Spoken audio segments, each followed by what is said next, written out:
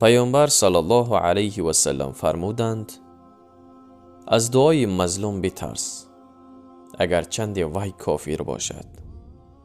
پس بدان که البته بین دعای مظلوم و خداوند پرده نیست. برادری عزیز، از ظلم کردن با یکدیگر پرهیز کنیم.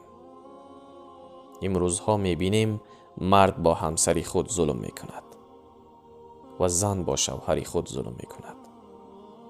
برادر با برادر خود ظلم میکند، شریک با شریک خود ظلم میکند، همسایه با همسایه خود و پدر با فرزند خود و فرزند با مادر خود. و بدانیم که الله تعالی همه نمود ظلم ها را دیده ایستاده است.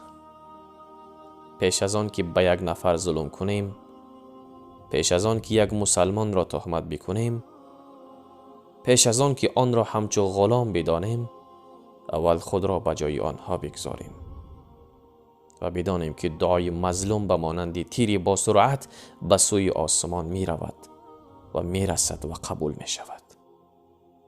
لا حول ولا قوة الا بالله. بار الها از ظلم ظالمان ما را در پناه خود نگه بدار. و السلام علیکم و رحمت الله و برکاته.